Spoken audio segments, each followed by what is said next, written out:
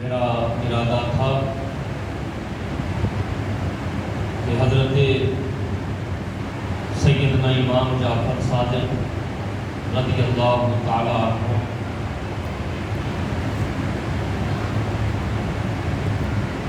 کا ذکر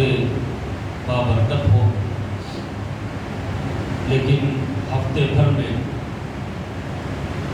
ہمارے ملک، ہمارے معاشرے میں کچھ ایسی باتیں رونما ہوئی ہیں۔ سیدنا امام جعفر صادق رضی اللہ تعالیٰ عنہ کا ذکر بابرکت بھی ہوگا، اور ساتھ میں ان مسائل پر بھی گفتگو ہوگی جو مسلم معاشرے کے لیے انتہائی شرم کی بات ہے۔ حضرات گرامی،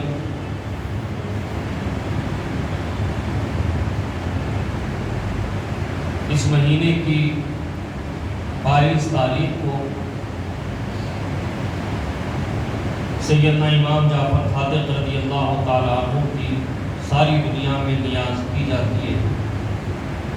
جو مختلف علاقوں میں مختلف نام سے معروف ہے۔ ہمارے جو علاقے، ہمارا ملک، ہمارا علاقہ جو ہے، اس میں اس نیاز کو کنڈوں کی نیاز کے نام سے جانا پہچانا جاتا ہے۔ یہ دراصل ایصال ثواب کی ایک شکل ہے، اور ہم چونکہ اہل سنت والجماعت ہیں،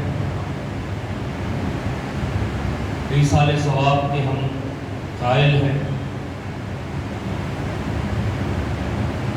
ثواب پہنچایا جا سکتا ہے دوسرے کو،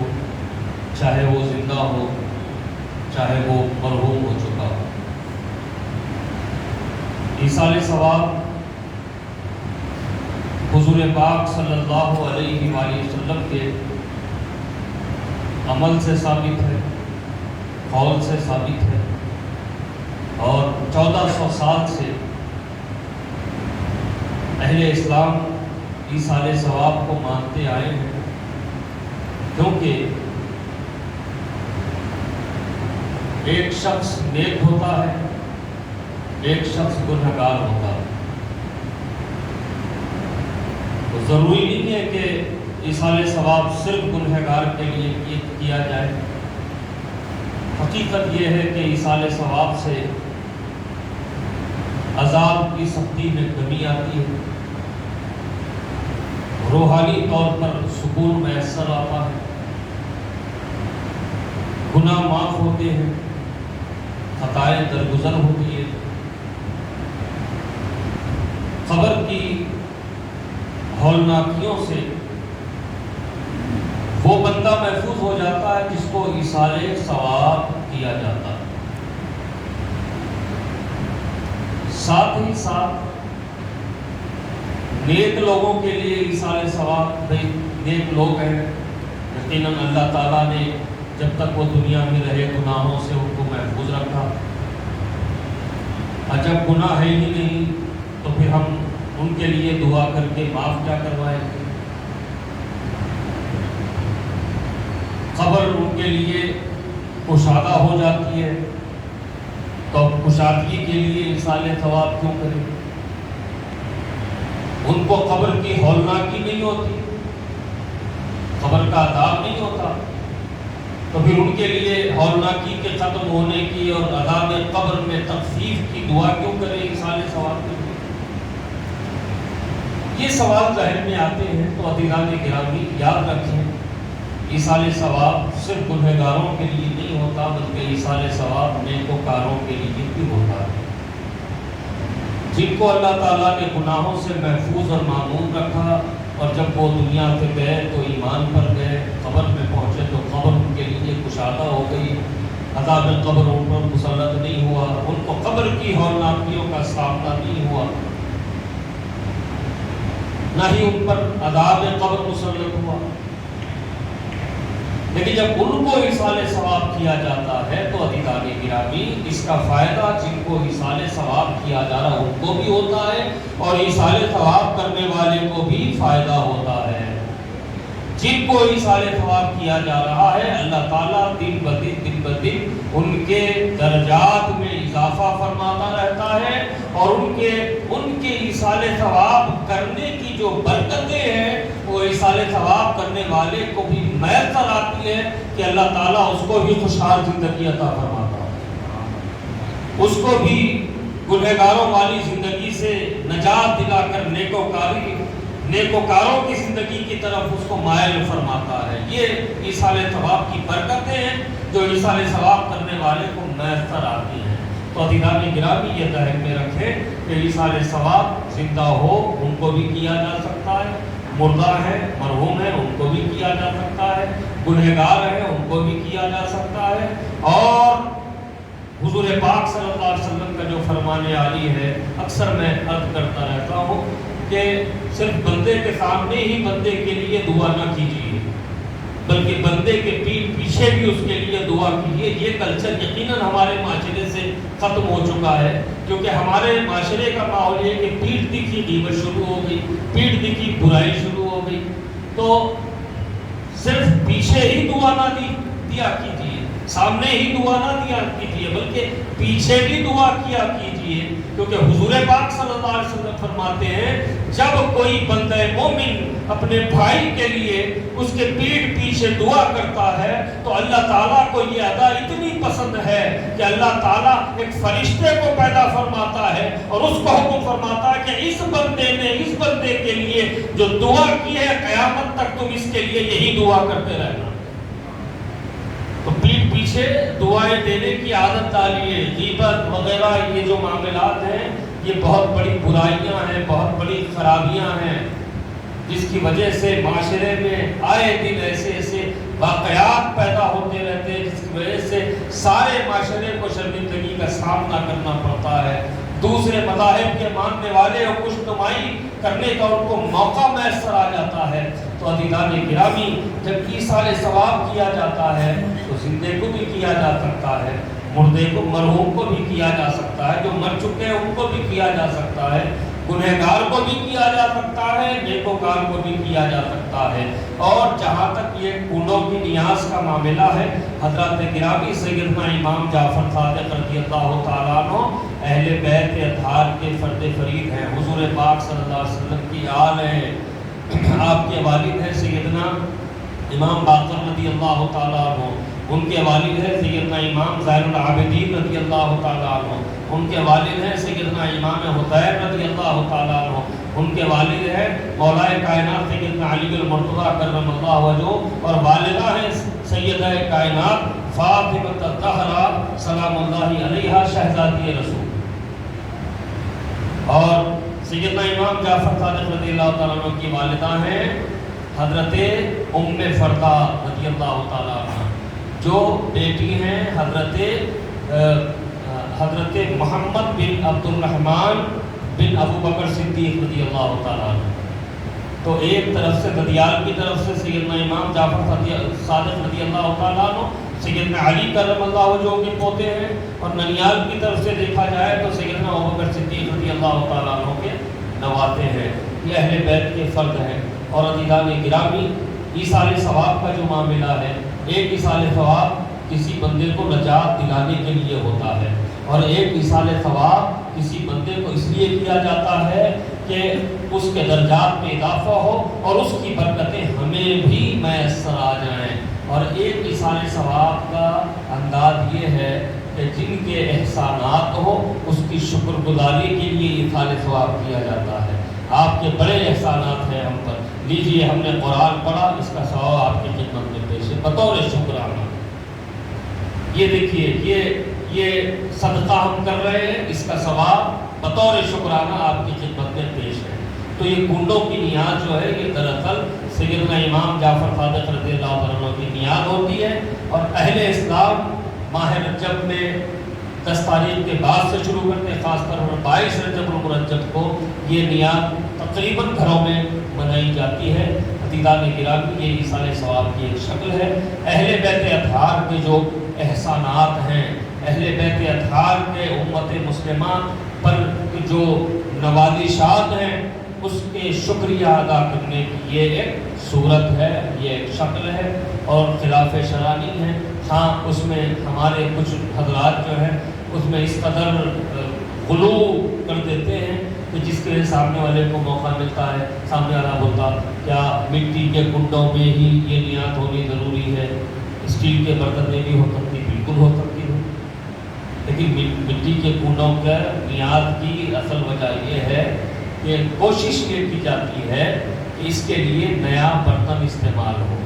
جب اس میں نیات ہو گئی تو پھر یہ برکت والی چیز ہے بھئی یہ عام کھانوں کے ساتھ اس کو استعمال نہیں کیا جا سکتا، تو اس کا لحاظ کرتے ہوئے چونکہ مٹی کے جو کنڈے ہوتے ہیں بلند بند اسٹیل کی رکابیاں وغیرہ کے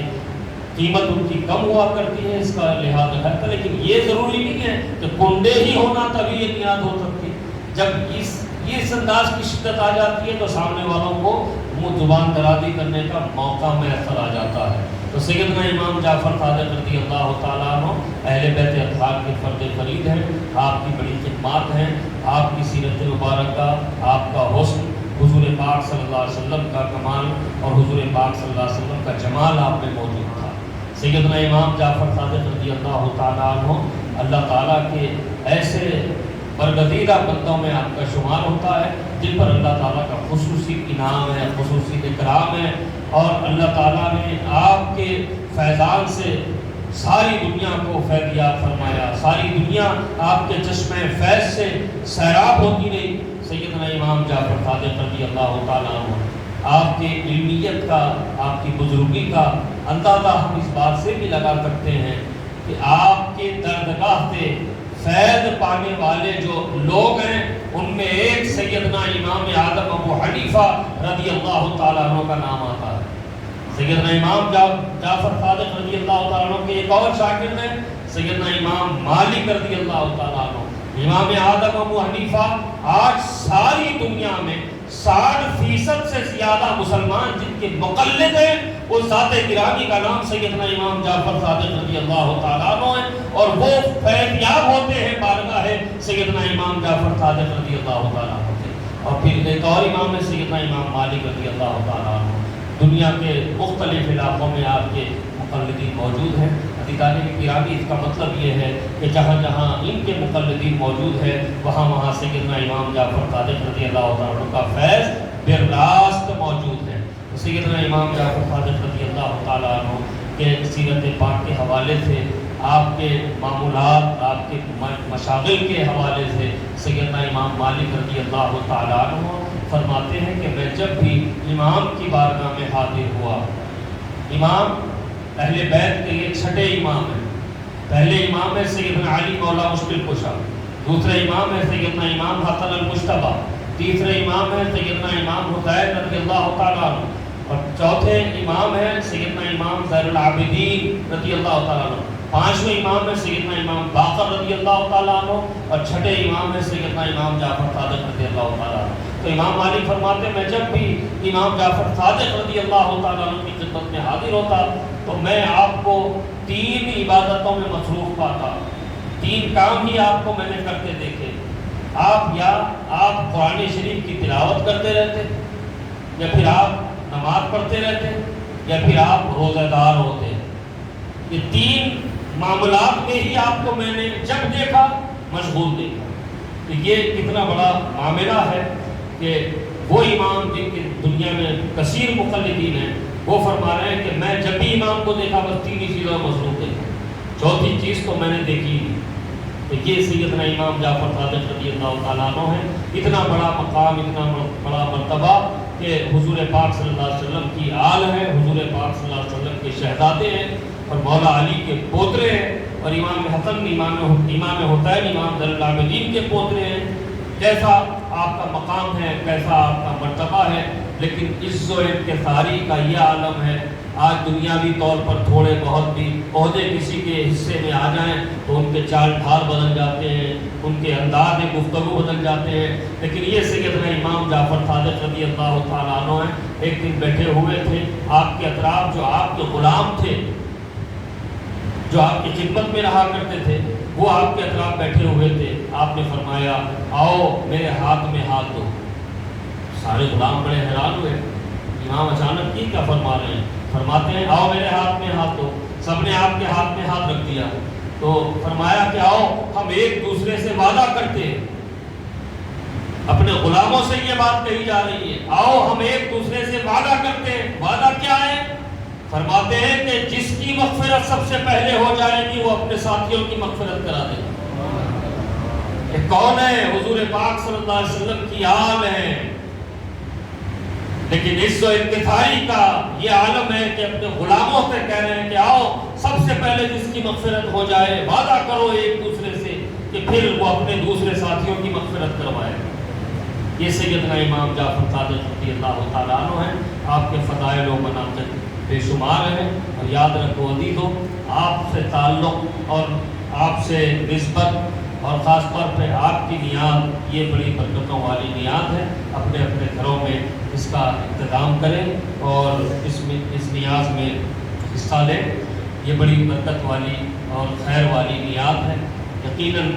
کئی ایسے لوگ ہیں جن کے کام بنتے نہیں تھے، انہوں نے امام جعفر صادق رضی اللہ تعالیٰ عنہ کی نیاد شروع کی، ان کے بگڑے ہوئے کام بھی بننے لگے، ان کے رکے ہوئے کام بھی بننے لگے۔ یہ کوئی خلاف شرع کام نہیں ہے، بلکہ اللہ تعالیٰ کے محبوبین کے احسان کو ماننا ہے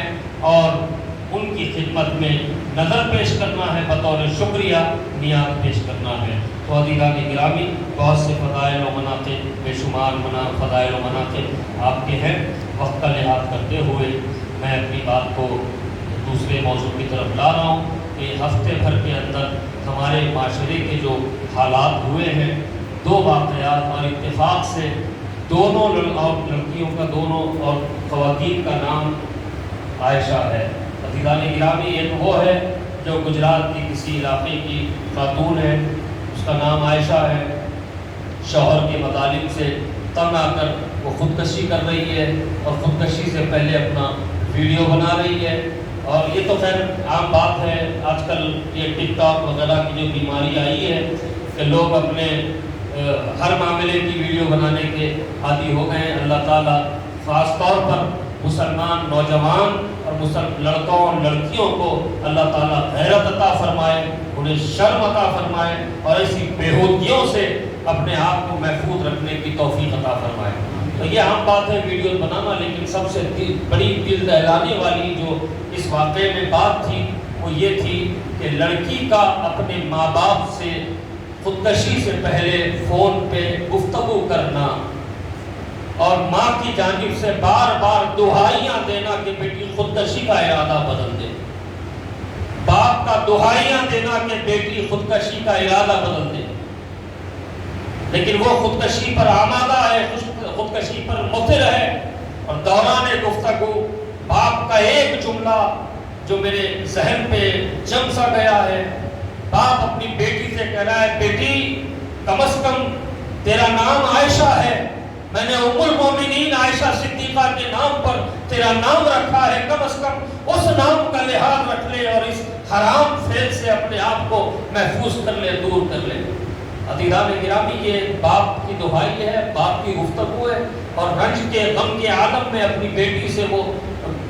کہہ رہا ہے کہ خودکشی کا ارادہ بدل دے، ساتھ میں یہ بھی کہا کہ تیرا نام ام المومنین عائشہ صدیقہ کے نام پر رکھا گیا ہے۔ عزیزان گرامی، یہی لمحہ فکر ہے کہ کاش اس باپ نے جہاں اپنی بیٹی کا نام عائشہ رکھا ہے، وہیں اسی باپ نے سید عائشہ صدیقہ رضی اللہ تعالیٰ عنہ کی بانی بھی اپنی بیٹی کو بنایا ہوتا۔ سید عائشہ کی سیرت سے، سید عائشہ کے کردار سے اگر اپنی بیٹی کو واقف کروایا ہوتا تو یہ نوبت نہیں آتی، اس کو یہ دہائیاں دینے کی ضرورت نہیں پڑتی کہ بیٹی تیرا نام عائشہ کے نام پہ رکھا گیا ہے تو خودکشی کا ارادہ بدلنے میں خودکشی کا ارادہ ہی نہیں کرتی۔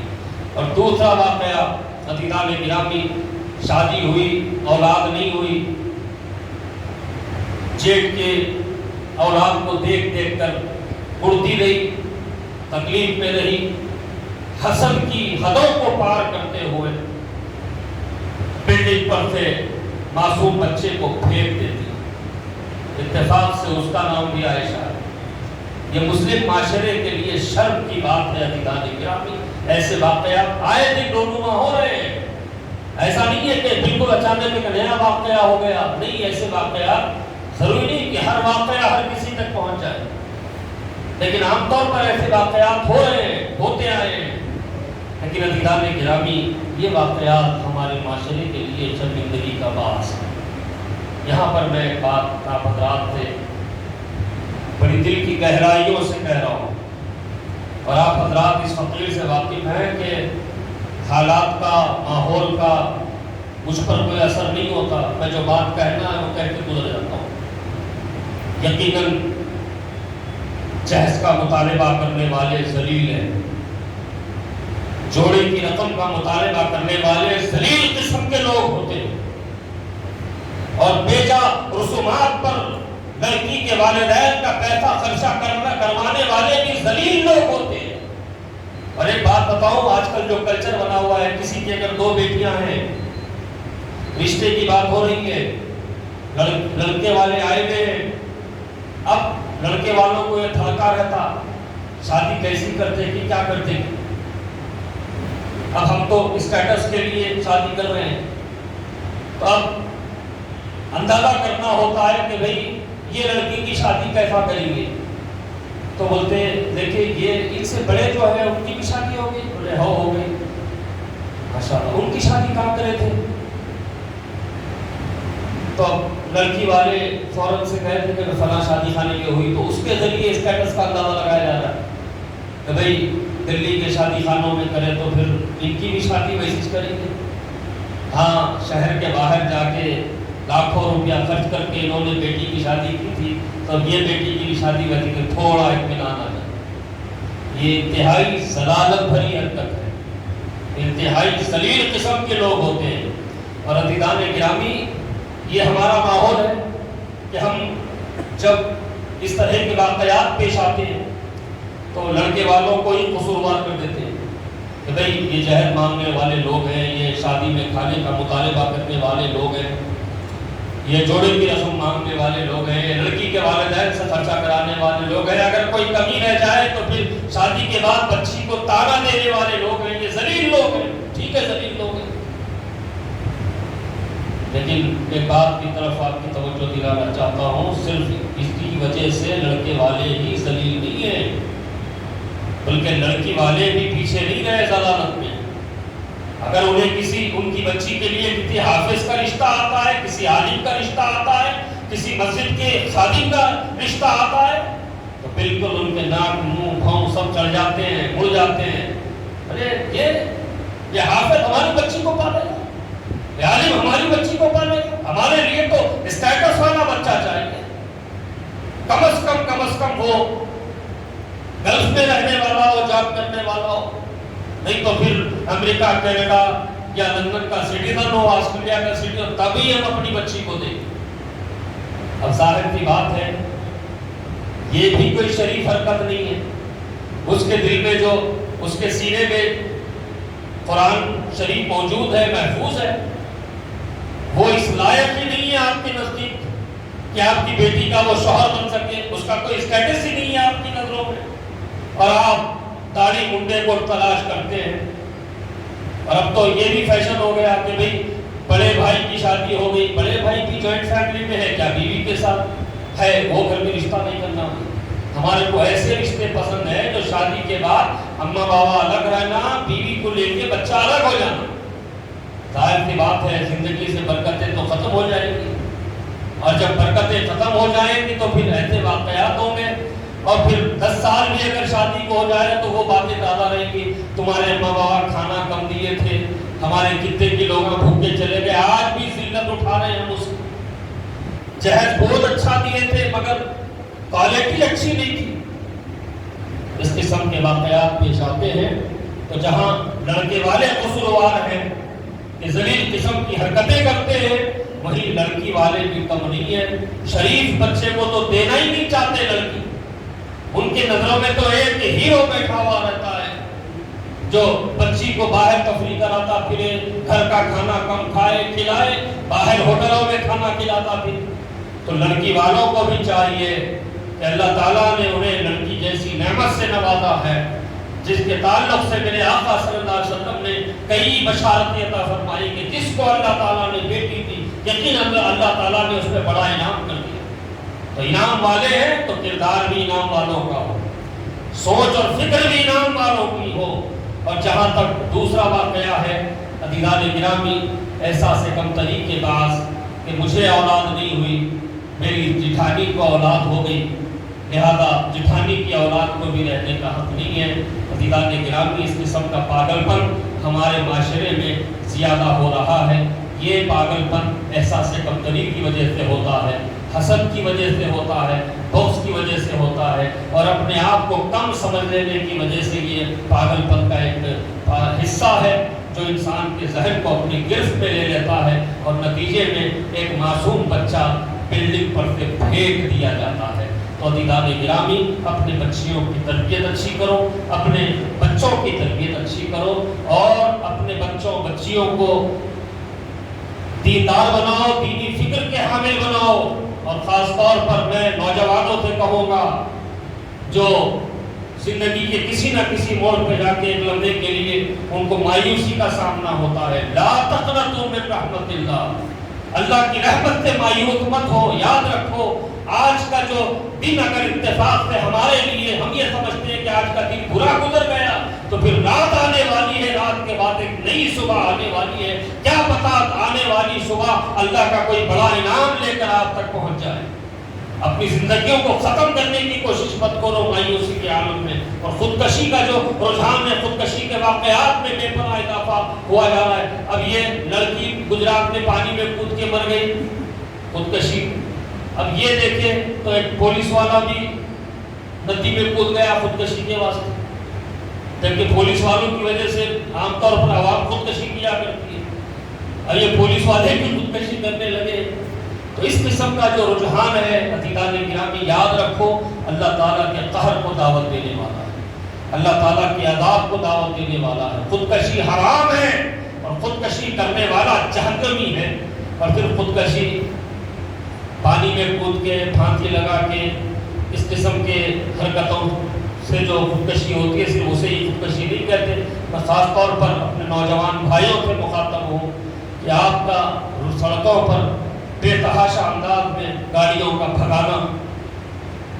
آپ کو خود پتہ نہیں ہے کہ آگے جا کے آپ کے کنٹرول میں گاڑی رہے گی یا نہ رہے، لیکن آپ کو شوق ہے گاڑی بھگانے کا، یہ انداز بھی آپ کو خودکشی کی طرف لے جا رہا ہے۔ ایسی حالت میں اللہ تعالیٰ نہ کرے آپ کی موت واقع ہو جائے تو یہ عام موت نہیں کہلائے گی، بلکہ یہ خودکشی کہلائے گی جو حرام ہے، اور خودکشی کرنے والا جہنمی ہے۔ اپنے معاشرے کو ایسی باتوں سے محفوظ رکھنا، دور رکھنا ہر فرد کی ذمہ داری ہے، صرف علماء کی، خطیب حضرات کی ذمہ داری، مشائخ کی ذمہ داری نہیں ہے۔ جو کلمہ کو مسلمان ہے، ہر اس فرد کی ذمہ داری ہے کہ وہ اپنے معاشرے کا خیال رکھے، اپنے معاشرے کا لحاظ رکھے، اور اپنے معاشرے کو شرمندگی کے